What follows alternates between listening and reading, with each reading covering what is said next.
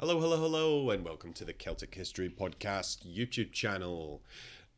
Today, I am showing you the first part of a co-op series set in Caesar's Gallic Wars in Total War Rome 2. Sorry.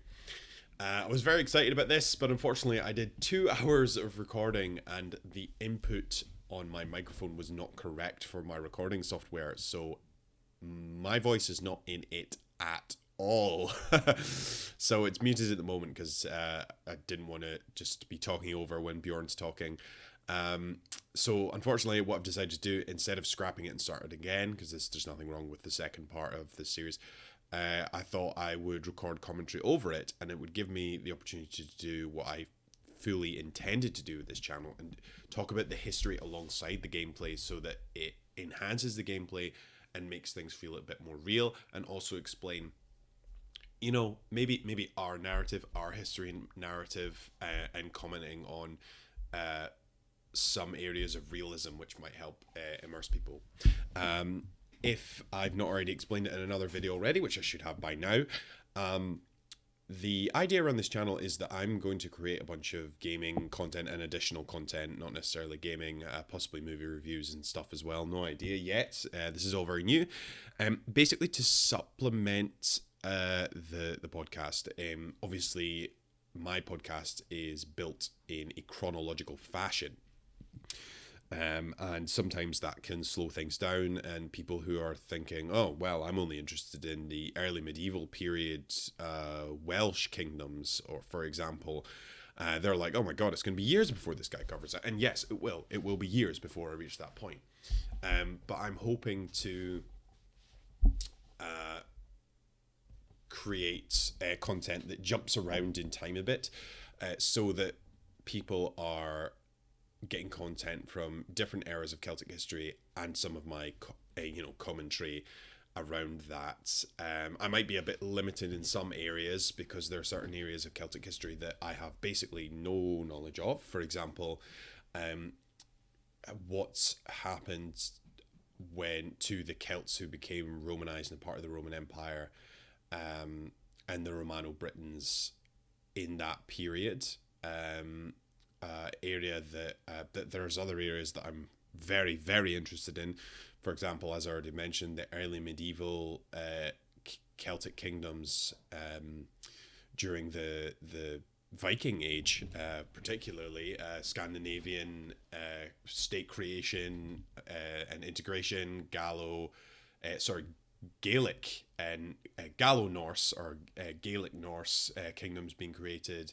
And a lot of, the basis for the modern nationalism around Scotland, Wales, Ireland, even Cornwall and the Isle of Man. So it gives me the opportunity to talk about some of these things, which I'm really looking forward to. Because, we're just as of probably next episode that releases, we'll just be in the Iron Age. We're still in the Bronze Age. And I understand that lots of people maybe aren't interested in that area of history, but the whole point of the podcast is to show, where the Celts started and the continuous thread that we can see throughout, to show that there is still, and to challenge the idea of what is Celtic, because there's a lot of people out there who are identify as Celtic, rightly or wrongly, and they feel. And to provide some reassurance, as well as clarity about those identities. For example, I am Scottish. Scotland is very much considered a Celtic nation, but Scotland ultimately is a confederation between about 5 separate peoples, all who have some influence, whether that be genetically, culturally, linguistically, on Scottish history. I've already mentioned the Gallo-Norse. You have the Norse, you have the Gaels, who are probably Celtic. You have the Picts, which may not be Celtic, in fact. And then, of course, you have the Angles, the Anglo-Saxons. I believe that the Kingdom of Northumbria I might be wrong, but I have a feeling that the kingdom of Northumbria was more of was a kingdom that was more settled by Angles rather than Saxons. But I suppose that distinction, that doesn't. It's not particularly a helpful or meaningful distinction, considering a lack of information on it. But here, this gives me an opportunity to talk about one of the most exciting and sad, tragic, and important eras in Celtic history.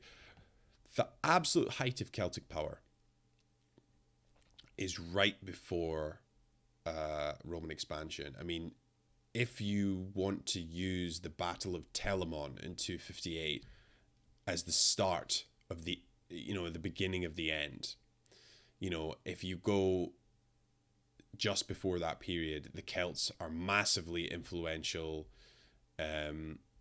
in the post-Alexandrian world as mercenaries. We have the Galatians. Excuse me. We have the Galatians, and we have various Celtic mercenaries. We have Celto-Thracian culture, the Sordisi, one of the main tribes that invaded Greece, settled along the Danube in the Balkans, the lower Danube, and they are still massively influential. It stretches all the way to Turkey. Celtic influence is at its height in Britain as well, because it's prior to the Roman invasion. The only place where Celtic peoples are probably receding, I suppose not really by 258. By 258, Celtiberians are probably at the height of their influence too. They're massively employed as mercenaries by, or possibly vassals, sometimes it's hard to tell, by 258, it's probably Hamilcar Barca is starting to build his kingdom. So if we go just before that period, the Phoenicians were very much confined to the coast, particularly in the Iberian areas rather than the Celtic influenced areas. Obviously all of modern day France, Belgium, Holland, and actually Austria and the Czech Republic are firmly Celtic. But after the Battle of Telamon and a couple of other events, as I already mentioned, in Iberia, the Celtiberians are being subjugated, and a huge amount of their soldiers are employed when his son invades Rome, the Italian peninsula, and then if we move east to the Italian peninsula itself, the Romans are starting to crush. The Battle of Telamon crushes Celtic power in the Po Valley. And there will be resurgence. They'll join Hannibal when he crosses the Alps. There'll be rebellions, but ultimately that's the end of Celtic dominance in the north side, the north of the Italian peninsula. We also see the Celts start to recede along the Rhine as well, because of German, possibly, this is questionable, possible German incursions, perhaps Celto-German incursions. We see migrations from around the region where the Boii are, which is Austria and Czech Republic. They're receding, possibly due to Germanic tribes. Again, that theory is questionable. But this, as you can see, the Celtic influenced areas are starting to contract, and this war is the death blow. It's the fatal wound, the mortal wound. After the Gallic Wars, Celtic influence, power, Latin influence and power is mortally wounded, if you like. So here we go. We've got a nice overview of the map just now, which is quite handy, and I think I'm going to explain some of the causes of the Gallic War. That's what it is. So what I'm indicating here is that a number of tribes were looking to migrate through Roman territory. That's Roman territory. That's Provence. That's what I'm showing there. There were a number of events that went on in this region around the Adui, which is that red banner with the yellow horse. German. Oh, excuse me again. If you look up at where it says Silva Nigra, and the Sequani territory, there was a large war between the Sequani and the Adui, and the Adui hired Celto-Germanic or Germanic peoples known as the Suebi to, help in that. They were big rivals. The Adui were also a Roman ally, and the Suebi actually were considered friends of Rome in a sense.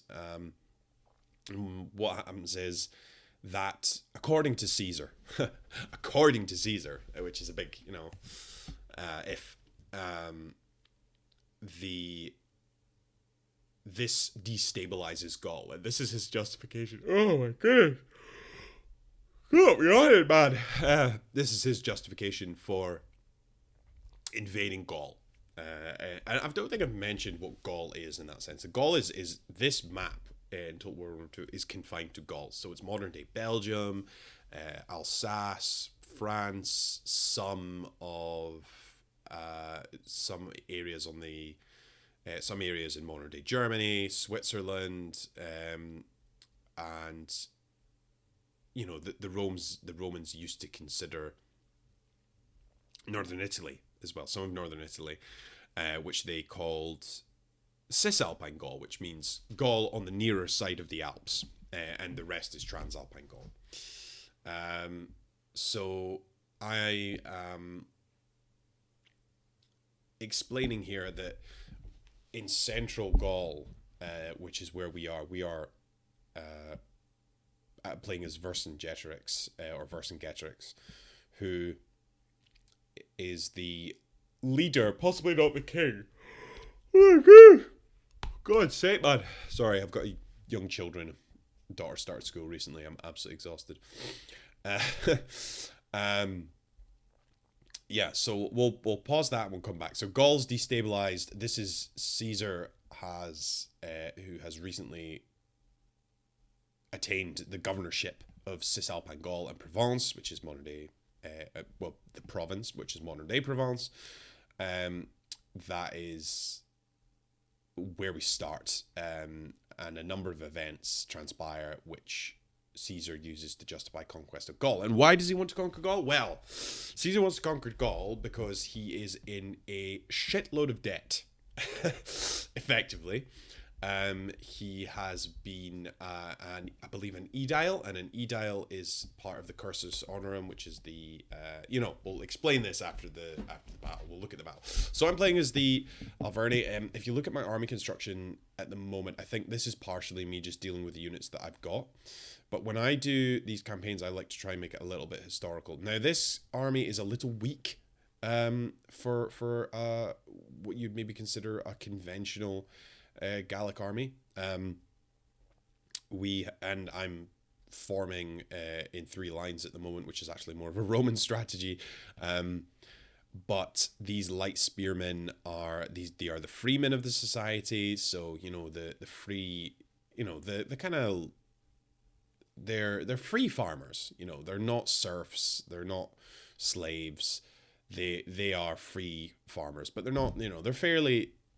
They're wealthy enough probably to have some slaves to help manage their farm, but these are not the big landed estates of the nobility. And my main line here is freemen, and that unit in the middle is veteran freemen, so the older guys here. My general's unit is, of course, the noble class, the equites, or the knights, if you want to call them, who are the very rich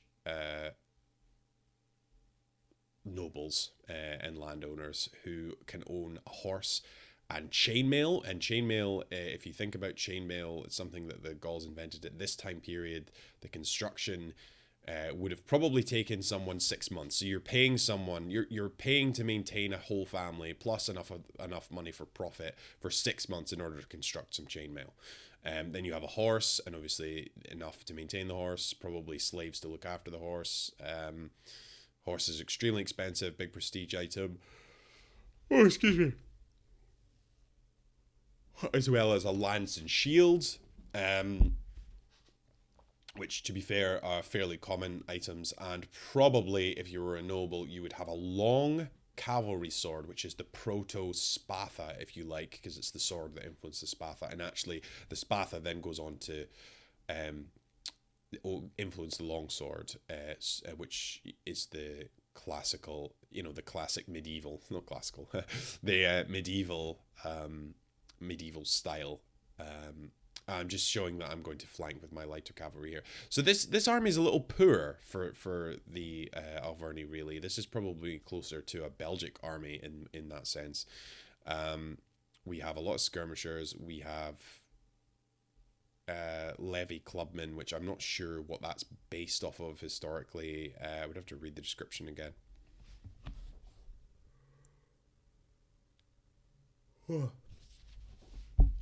So this is just their basic army. We've got, really poor tribesmen that can only really afford a spear there. We've got a lot of skirmishers.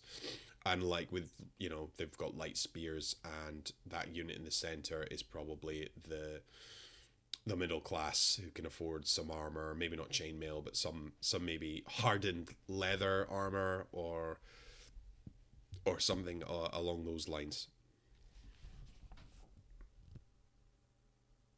I saw a video by Scalagrim, the guy that does the HEMA videos, that was really cool. This is a long time ago now. This is one of his older videos.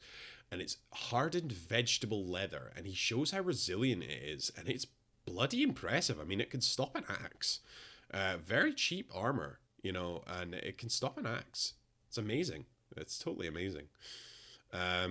So these guys in the middle, mercenary life, believed to be fairly common among these societies. The young men, there was maybe no wars going on, would go out, serve, depending on where they were geographically. They would serve the Etruscans, they would serve the Greeks, they would serve the Phoenicians, or they would serve other Gallic tribes. They would sell their sword and their warrior spirits. They'd make a name for themselves, come back, use the money to find a good wife, and then settle down.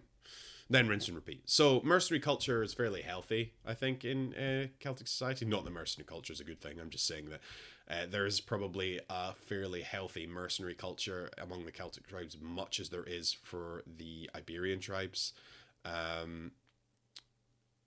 My understanding is that if you look at the culture, for example, on the Balearic Islands, that's a very mercenary culture. I mean, they basically go away and do the same. All their young men go away, make money, and I can't remember exactly, but I have a feeling that the Balearic Islanders were chose to be paid. I don't know if it was in cattle, but it was something. I can't remember what it is, and it's something along those lines. They're an Iberian people who served the Carthaginians, the best slingers in the world, like really remarkable. And as I mentioned a lot in this video, though you don't hear it, the sling is king on the ancient battlefield. The sling is king. We underestimate that. You say the David and Goliath story, and you think, oh, he's, God must have blessed the stone. No. Like a sling stone is like a bullet. Particularly in the right hands, and the Balearic Islanders and the Rhodians, I believe, the same, had little, sometimes even lead sling bullets. The destruction on these things is something else. It's far superior to the bow. The bow's constructed this time, and even in range, vastly superior to the javelin. So you can see I'm going for the classic Gallic tactic here. I've charged the front line. I mean, having reserves is more of a necessity in DEI because it's kind of realistic. I'm trying to compensate for the Gallic weakness of they charge and they charge and they charge, and then they're like blown horses, and either the other army routs in that first charge, or the Gauls lose. That tends to be how it works against the Romans. If they if the Romans can survive the initial charge, and they figure this out fairly quickly, if the Romans can survive the initial charge, then often they can win, because the Celts exhaust themselves. They spend themselves in that initial charge. As I say, again, that's something else I said, that the Gauls, you think, oh, look at these lightly armed Gauls, and compared to the Romans, where everyone has chainmail, and everyone has a helmet, and everyone has a shield, and everyone has a sword, and everyone has a javelin, and it's uniform, and they're disciplined. How the hell did the Celts ever stand a chance? Well, I'll tell you why. The Celts, and people say the same thing about, like, they came into Greece and they absolutely destroyed, like, Macedonian phalanxes and hoplite phalanxes, and like these walls of bronze that have been so successful. Well, the fact is, the Celts mainly, the Celtic peoples, were masters of psychological warfare. There's this stereotype that they're like ambush and subterfuge, and no. That may, in many cases, they are more willing to do it probably than some other cultures, but the Celts, particularly the Gallic Celts, have a real sense of honor, much like the Romans. There was this idea that when Rome was sacked, in 390 or 387, whichever one date you believe, and then there was a siege of the citadel, and then they had to be paid to leave. There was a kind of an idea, I believe the Romans said, that this situation actually didn't really satisfy either side, because it's a dishonorable end to the fighting, and there's definitely honor is a huge thing in the ancient world, and definitely massive for the Celtic peoples. You can see that I'm running around like mad here. I believe I've sent Bjorn my cavalry to try and goodness, totally surrounded them. Flanking is like, if you can flank in DEI, like it's all over. It's all over. Morale is everything, and that's the case, as I'm saying, with the psychological warfare. Irregardless, even though someone with, a unit, let's say 80, let's take a century, let's take 80 men in Roman army, and let's put them up against, excuse me, the same number of Gallic warriors. You might have had 1 in 10 men with a sword. Sorry, 1 in 100. 1 in 10 is more like Viking. No, yes, 1 in 10. Sorry. Vikings were more like 1 in 100. So 1 in 10 men has a sword. Probably more like 1 in 20, 1 in 50 has chainmail. And I think most had helmets. I believe most had helmets. But you imagine bare-chested. Let's take the barbarian stereotype. Like, let's use it. It's important. It doesn't give us an idea of what the Celts were really like. It really doesn't. But what it does do is it gives us an idea of what other people thought they were like. And that was a useful stereotype for the barbarians. They're covered. There's a guy covered in paint there, and they're screaming, and they've got the carnix. And maybe try and edit the sound of that thing in. It is utterly terrifying. You've got these war mad, stinking, screaming barbarians, and they charge at you, and you think, you maybe don't know. If you're not disciplined, you're not rational, you probably don't think, oh my goodness, this charge is really intense, but they probably can't keep it up. If you think they're just totally, oh yeah, I forgot, we totally lost the battle here. That's fine, that means I can actually talk about the other battle next time. They don't know that the other side's not going to know that they're a spent force, because you don't think rationally in the heat of battle. It's muscle memory, and that's where discipline comes in. And, ultimately, the other side often ran as a result of that. And you'll find that as the Gallic Wars go on, Caesar's legions, as they become seasoned, as they figure this out, become more and more and more resilient as the campaigns go on. the battle against the Helvetii at the start of the campaign, or against the Germans after, they might have had an idea that they might have, still held the idea that, they're gonna, charge and take us out and overrun us. But by the time you get to, say, the battles against the Veneti in the north, or some of the Belgic campaigns, the Romans are aware that I think particularly after the Battle of the Sabas, which we'll talk about, are aware that the Gauls can be beaten, and they're weak, and they have weaknesses, and they if the Romans just hold out, the lack of discipline in the Gallic ranks was meant that they couldn't keep this fight up in a sustained manner. And the Romans, being better armored, and better disciplined, that lends itself to traditional warfare. And ultimately, you go, the Romans conquer the world. But if you look up their battles, like, they lose a lot of battles, but they always win the war. It's the classic, we'll lose this, we may have lost this battle, but we'll win the war. So let's talk about the Gallic commentaries a second. According to Caesar, and this is very according to Caesar, Gaul was split into three peoples, three distinct peoples. In the southwest were the Aquitanians. Now, it's not entirely clear to me whether Caesar, when he says Aquitanians, whether he means kind of Celtiberians or non-Indo-European speaking, but I suspect it's partially just a superficial division. And then in the center, in the heart of Gaul, we have the Celtic peoples, the Arverni, the Aedui, the Sequani, all these famous tribes. And then up near Belgium, up towards the Rhine, as you get close to the Rhine in the northeast, you have what does he call them? Belgae. Belgi? I'm not sure. Which is made up of tribes such as the Nervii, or the Nervi, which, according to Caesar,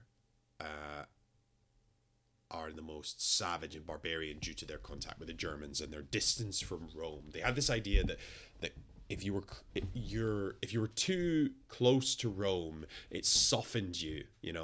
There was this idea. I think Dan Carlin talks about it in his Celtic Holocaust podcast, which is a really good. It gives a really good kind of feel for how the Romans felt about the Celts. I think, because obviously focuses on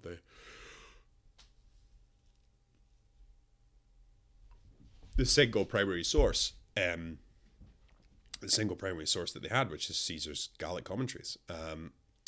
So just for diversity's sake, I said to Bjorn, I was like, right, okay, so I'll go the Aedui. This is a very hard campaign, particularly in DEI, because we're fighting Romans, and true to what I just said, Romans are very hard to beat. Particularly when they're disciplined, and particularly when it's Caesar. Roman legionaries in DEI have very high morale and very disciplined ranks, and they are, highly armored, and they will grind you to pieces. Because there are two ways to fight in DEI. Either you grind out the enemy, because you have, you say, for example, you're Rome, or you outmaneuver them and hit them in the back with missile fire or cavalry, etc., and break their morale. Because it takes a long time for units to break in DEI. Losses stack a lot more slowly, and then they pick up speed. And then, of course, if Romans are in disciplined formations, the other side's going to get exhausted and break and run, because exhaustion makes units pretty much combat ineffective. So I would give Bjorn two options. I was like, right, okay, well, you can go to Belgi, which gives you in the Nervii, which gives you time to unify the Belgian tribes before Caesar comes, and then Caesar will attack up there. So that was my concern. I was like, you might not have enough time. And Bjorn has played plenty Rome too, but not very much DEI. So I was like, okay. Or he can go the Aquitanians, which are an Iberian tribe. Now, I can't exactly figure out. I've still not figured out with the Tarbelli, and I'm going to find out before the next time Bjorn and I record, whether they are an Aquitanian tribe in the sense that they're a non-Indo-European language, like they're non-Indo-European speaking. By culture, it says they're Iberian, so that might mean that they're non-Indo-European, almost Basque, a Basque tribe. Or they're Aquitanian in the sense that they are Celt-Iberian.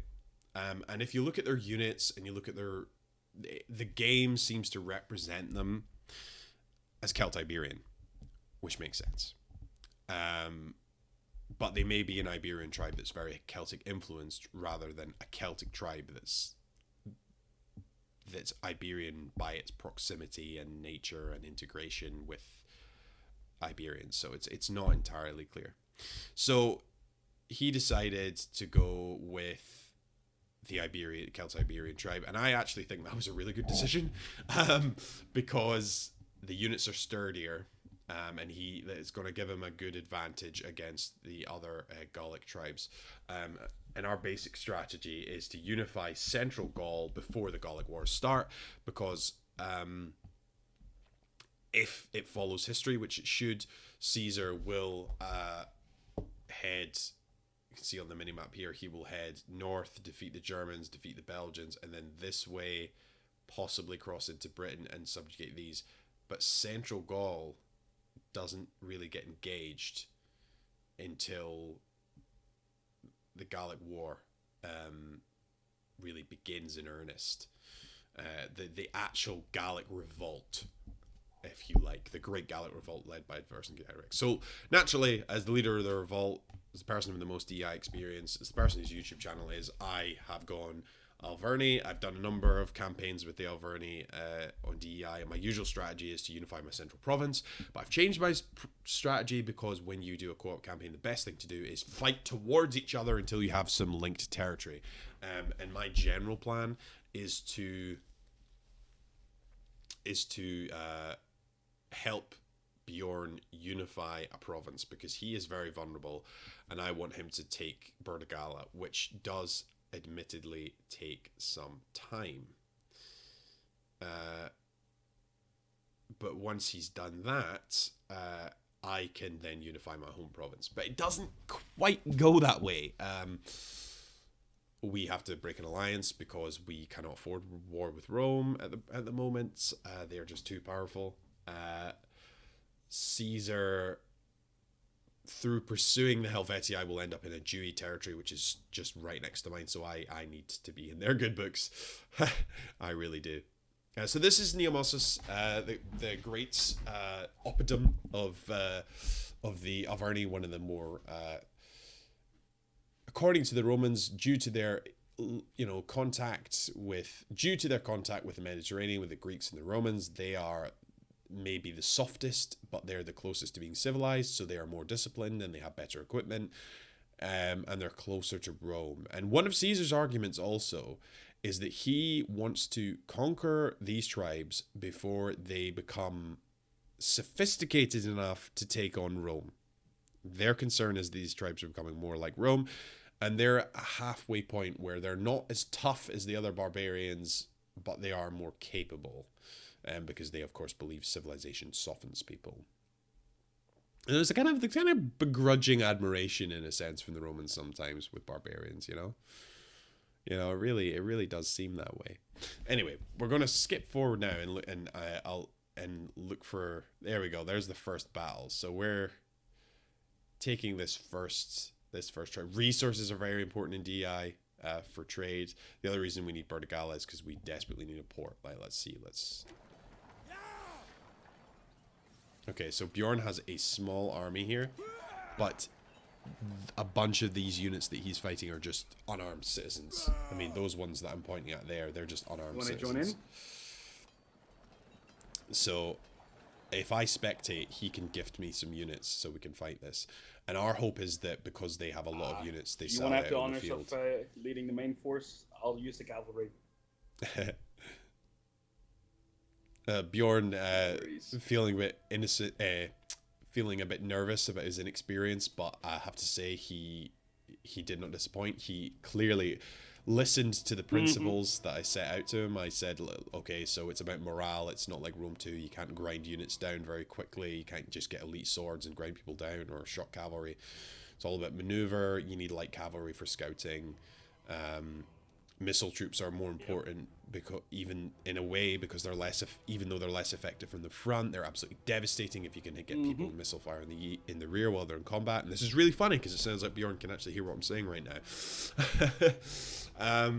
So Bjorn has his main line, Scutari, which were also the main line, one of the main. I don't know what the backup unit has. Troops in Hannibal's army. So right, let's see where we're at here. We've got a foggy battlefield. Undulating terrain here. There's the Scutari warriors. The Scutari and the Iberian units and the Celt-Iberian units are believed to have influenced Rome greatly. Scutari, as you can imagine, sounds a bit like the word scutum. Scutari is Latin, I believe, for something along the lines of shield bearers. Right, so I'm giving the cavalry of this battle, and the Iberians, while the Gauls and all barbarians get stereotyped as subterfuge, ambush, dishonorable. Gauls not as much, but the Iberians and the Celt-Iberians fought a guerrilla war with Rome, and it's often called like their Vietnam, or it's compared with Napoleon's experience in Spain, being the bleeding ulcer. But ultimately, Rome does win that conflict, and Spain continues to be one of the wealthiest and most stable provinces in the Roman Empire, and is well worth it. Particularly in the crisis years, Spain is a well-insulated cash cow, and in the West, it's second only to North Africa as an insulated cash cow. So yeah, very, very important in that sense. So this is us talking about where we're going to deploy. Marcus. He's. Oh Jesus! Do you complete on this side? So we're trying to get the high ground here. We're going to try and deploy in this graduating hill. I see that hill. It's a good thing I'm using arrows, because I can at least remember what I was talking about. So I was saying that they're probably going to deploy here. I can ambush their skirmishers and such from behind, but it doesn't go according to plan. One of the areas of terrain is impassable for some reason. Here we go. Look, there's the naked warriors. When we're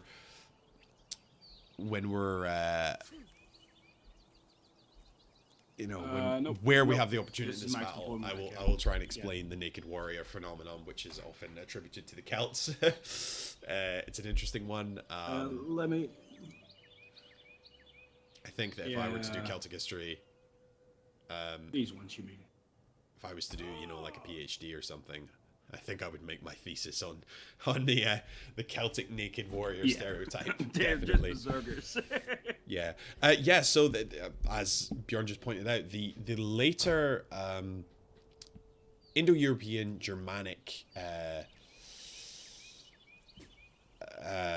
stereotype of the berserker, which actually might mean something along the lines of bear skin warriors or something like that, gets attributed to barbarians often, and these Celtic naked warriors are the same in that sense.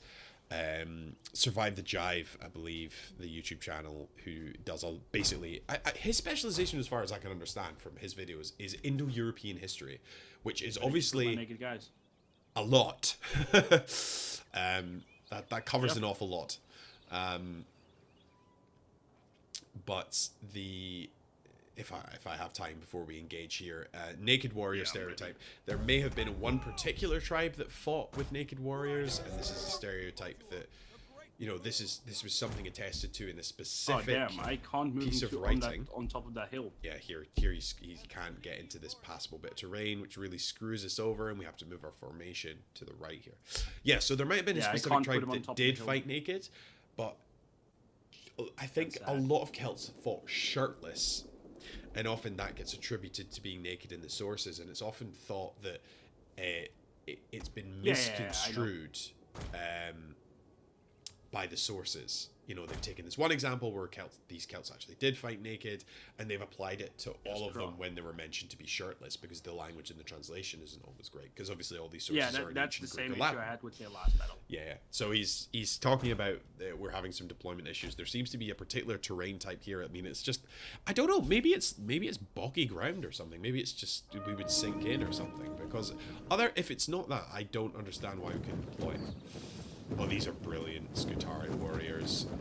Oh, heavily used by Hannibal. As you can see, they've got a large full body shield, much like the Gauls and much like the Romans. It's believed that the gladius and possibly some of the influences of the pilum have come from Iberia, Roman experience in Iberia. They've each got 2 javelins there. There was also a special type of javelin. I think it was called the Soliferdum or I can't remember exactly. I'm probably butchering that. Which was basically just an all-metal thin javelin that was designed to pierce straight through shields. Very interesting. Now, I get distracted here and my cavalry is getting attacked, I believe, because I'm too busy talking about Scutari in, live, because I didn't know that. Yeah, and my cavalry is screwed. Now, I managed to get away with it, I think I think I've lose one cavalry unit as a result. Luckily, I think it was just Iberian townsfolk that attacked me, but that was really stupid on my part. Really stupid.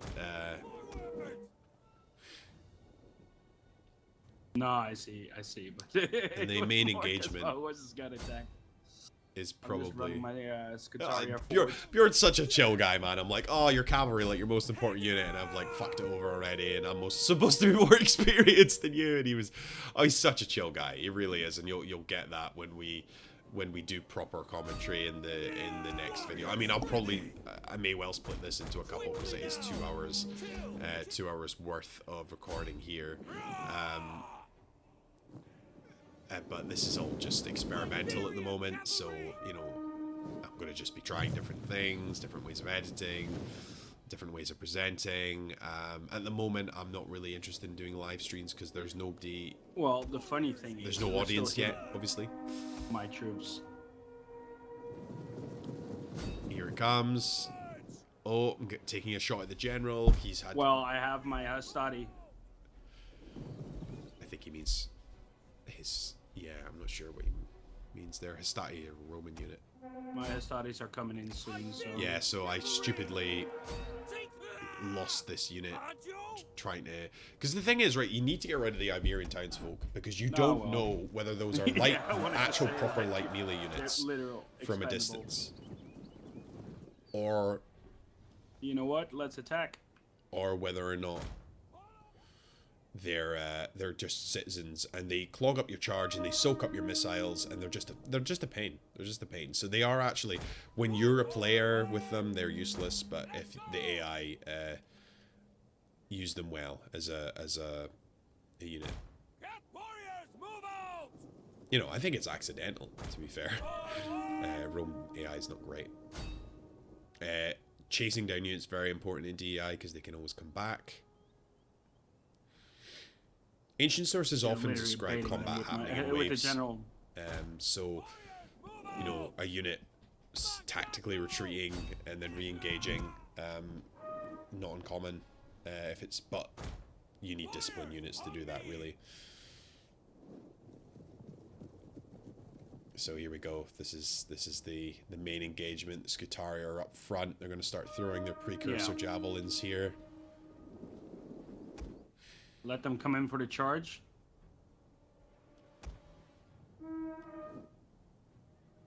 Oh man, here we go. Exchange of javelins. Go. But this is the thing, they're wasting all their javelins and will look to be probably just mob units. But there you go, there's an example there. So I was going to go and charge that because I thought it was an Iberian just citizens, but no, it was an Iberian swordsman, and actually Iberian swordsmen are light but very skilled and can do a lot of damage. You can't always afford to charge your cavalry into them. I'm sending my nakeds up there. Sending his nakeds.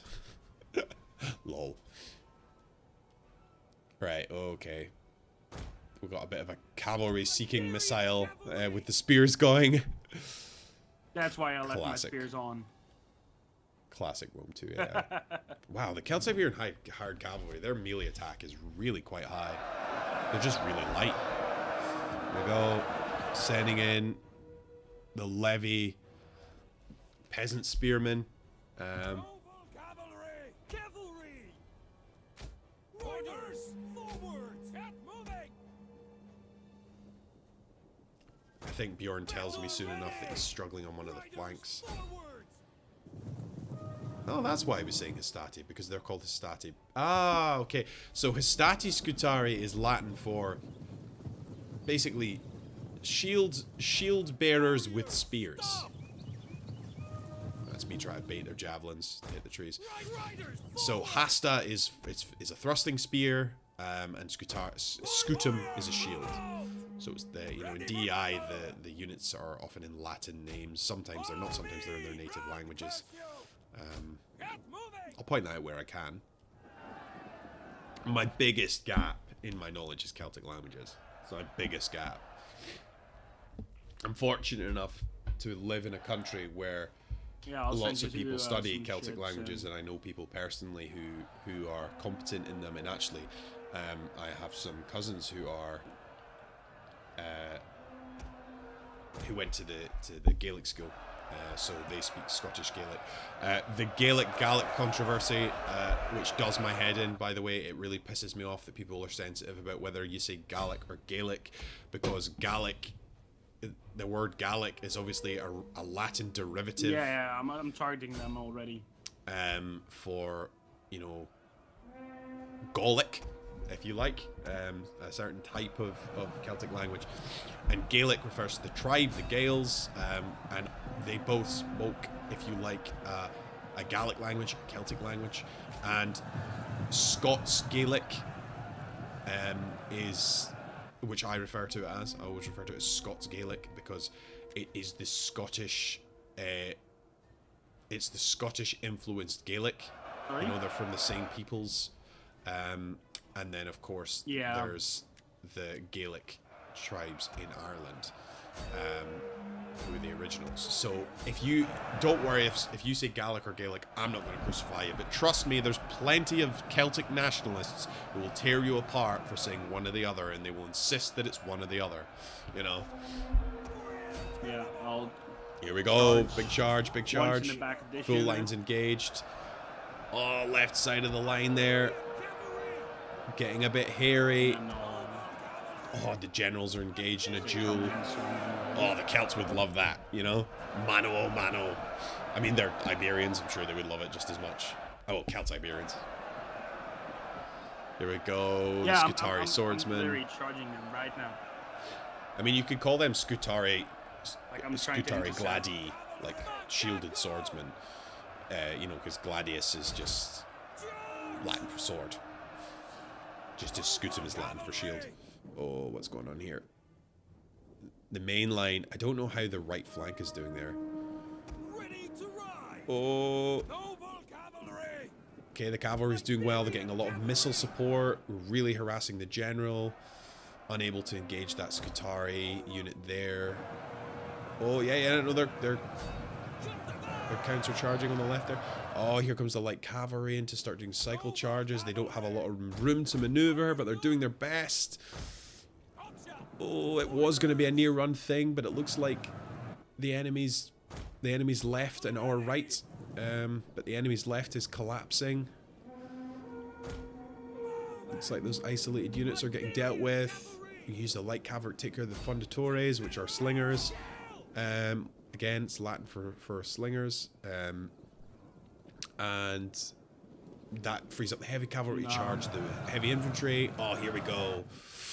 Beautiful rear charge there. Beautiful rear charge. Oh, that's the Iberian swordsman. I'm prompting Bjorn to hit the light swordsman with his heavy The cavalry. right flank has fallen. Oh no, I have the heavy cavalry. I'm not sure what I'm. Oh, right flank has fallen apparently. Yep. think he said our, but it's actually their right flank that's fallen. Our flank is fine as far as I can tell. Iberian cavalry! I think just in case, I though. like their motto. Kill, kill, kill. Yeah, I think just in case I send the cavalry to help that flank.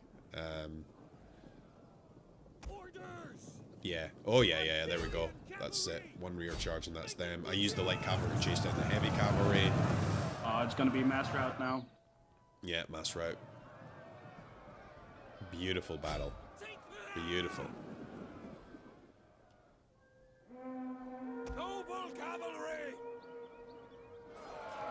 Oof. Some light Iberian swordsmen. They're you know, they got these little round shields and they're falcata chopping swords. They're like front heavy machetes. They're absolutely brutal. Excellent for guerrilla warfare and raid tactics, you know. Warriors ready! One of the great things about those kind of round shields, you know, they're slightly bigger versions used by the Vikings. They're great for, they're light and maneuverable for, you know, single combat and You know, I'll block skirmishing. them off here. But they also, you know, when locked together into a shield wall, make quite a formidable barrier. Unlike the long shields, which work in field battles. Well, there we go. Get a better look at them there. Love those shields. Iberian round shields. There's the Scutari warriors as well. So if you look at the guys with the big full body shields and the short thrusting swords, they're Proto-Gladius or Gladius Hispaniensis, which is believed to be the progenitor of the famous Roman short swords. Slightly longer than the Roman sword, double-edged thrusting sword. Yeah.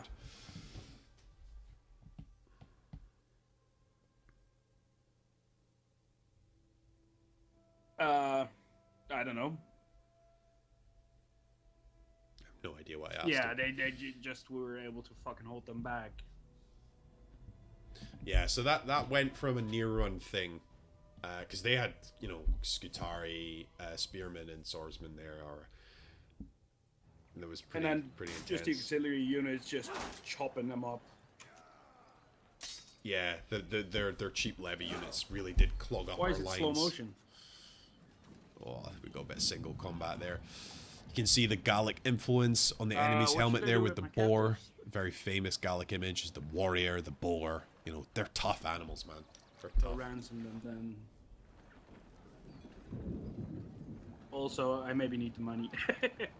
I had to send Bjorn some money and I tease him about it for the rest of the thing. He Well, keeps I'm asking gonna for money and then he's auto-resolve like, this "Oh, I'm for gonna you." buy mercenaries," and I'm like, "Do you need them?"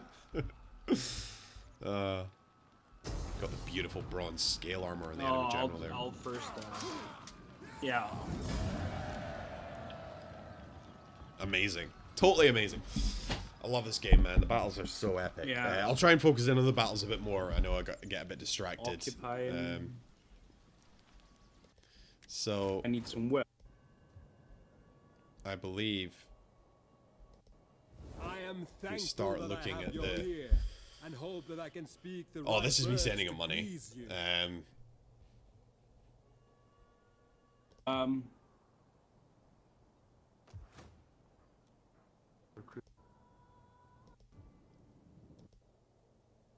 So we start to get a bit worried Wow, about I can't Caesar. even build a temple. I start to think that we might have to fight him because he's invading the rest of Narbonensis. The city of Narbo was a famous Roman trading outpost. A lot of wine and slaves were exchanged between Gauls and Romans. Let's move this forward. The open road. I think I decide that I'm going to expand in Narbonensis to deny the territory to the Romans. Say, had better please my See, my concern is... Let's see if I can see the map here. And gold again. Oh, Christ, we got a battle Gold there. again. My concern is that the Romans... So if you look at where our two provinces are going to be... Okay, so that seems like a good time to end off for today. I hope you enjoyed this new approach to the Celtic History podcasts and gaming. Feedback and comments to be left below. I am looking forward to hearing it. Okay, thank you and see you next time.